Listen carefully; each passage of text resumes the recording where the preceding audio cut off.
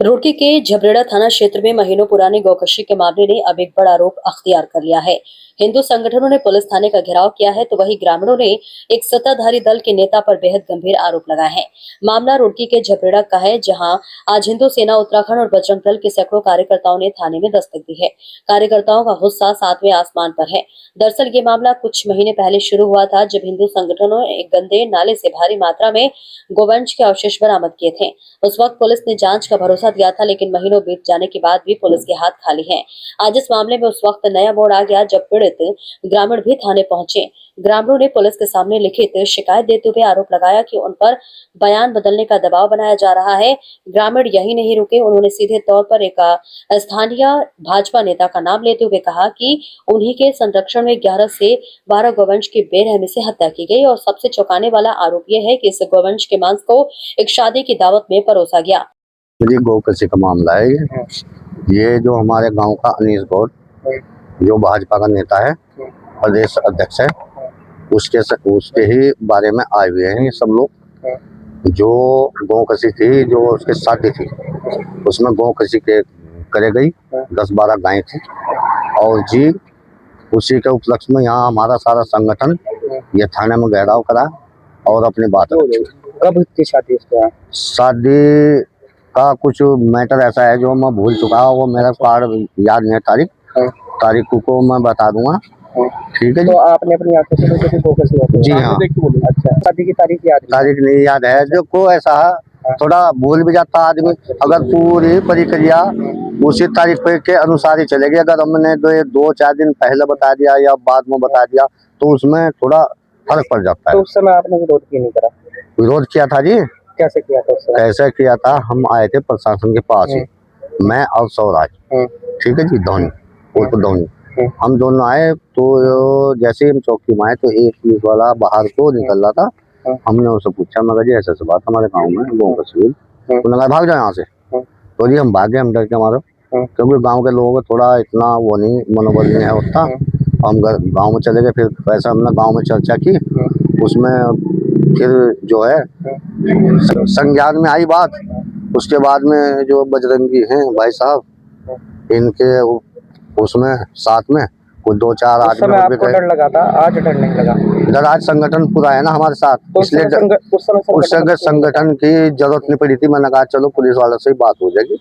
लेकिन जब हमने देखा, पुलिस ने आश्वासन दिया है पूरा कि कार्रवाई होगी और जो दोषियों को वही सजा मिलेगी जो मिलनी चाहिए।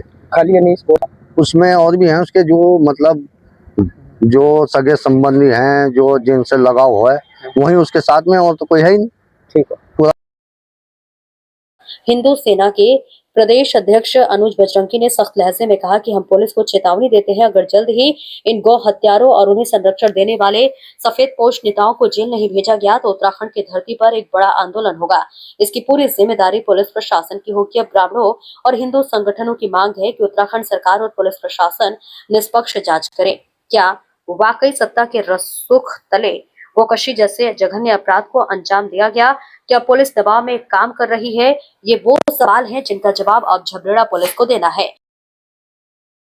पहले तो आप सभी पत्रकार बंधुओं को जय श्री राम। मेरा नाम अनुज कुमार बजरंगी, हिंदू सेना उत्तराखंड प्रदेश अध्यक्ष। ये जो है झबरेड़ा क्षेत्र में एक मामला आया है गौकशी का, और जो है झबरेड़ा क्षेत्र के कुछ जो है गाँववासी हमारे पास पहुंचे थे सुबह जरूर की। उन्होंने बताया कि हमारे क्षेत्र में बहुत ही तेजी से जो है आज मतलब ये मामला चल रहा है गौकशी का। देखिए, नेता चाहे जो भी हो तथाकथित, अभी जैसे भाई साहब ने बताया भाजपा का नेता है, हम लोग नहीं जानते भाजपा का है, कांग्रेस का है, सपा का है, बसपा का है, चाहे जो भी नेता हो, जिस पार्टी का भी नेता हो, उस पर हम यही कहते हैं प्रशासन को कि प्रशासन सख्त से सख्त उस पर कार्रवाई करे। और अभी मैंने 1-2 दिन पहले एक वीडियो देखी, उसमें एक वो था बयान हमारे एसपी देहात जी का कि यह मामला बहुत पुराना है।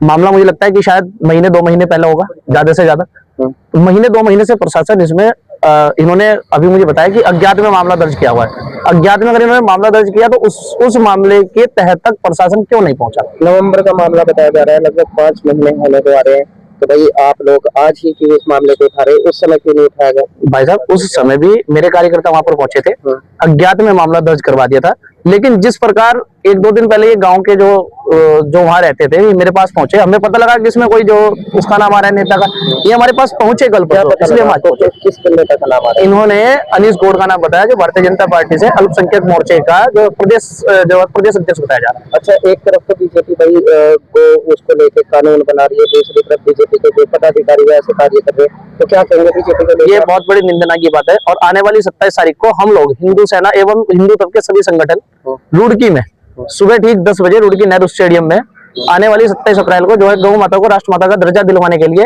एक जो है पैदल यात्रा कर रहे हैं, जो आपका जो है रुड़की नेहरू स्टेडियम से लेकर जो आपके वहां तक रहेगी तहसील तक।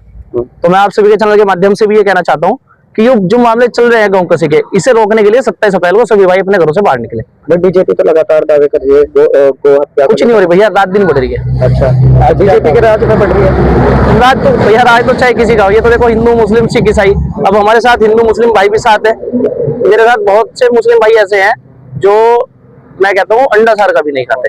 भाई बीजेपी का तो भाई इस तरह का मामला हो गया, प्रदेश में हुआ, प्रदेश भैया मैं सिर्फ एक ही मांग करता हूँ, मैं जिस तरह अभी इन भाइयों ने बताया कि ये वो मतलब उस पार्टी के प्रदेश अध्यक्ष है, ठीक है, मैं ये कहता हूँ चाहे वो जिस पार्टी के प्रदेश अध्यक्ष हो ना हो, जिस तरह ये सामने खड़े होकर बोल रहे हैं कि उस आदमी ने ये काम किया है, तो प्रशासन जल्द से जल्द उस पर कोई जो भी इस पर कार्रवाई होगी कार्रवाई करे।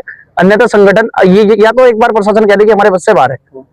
अगर प्रशासन अपना हाथ झाड़ दिए तो फिर जो है संगठन इतना मजबूत है कि जो भी मुलजिम होगा उसे हम सजा खुद दे देंगे, हमें प्रशासन की जरूरत नहीं है।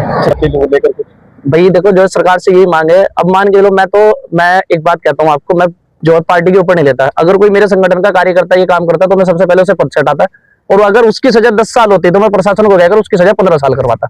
आज आप झगड़ा थाना अभी मेरी बात हुई है इनसे, इन्होंने कहा कि बहुत जल्द इस मामले की जो है जांच चल रही है। आयु से जो इन्होंने समय दिया है जो है दोपहर 2 बजे का, कल आयु से हम लोग बैठ के बात करते हैं, और आयु ये कह रहा है कि सर बहुत जल्द जो भी इसमें अपराधी होगा वो जेल के पीछे होगा।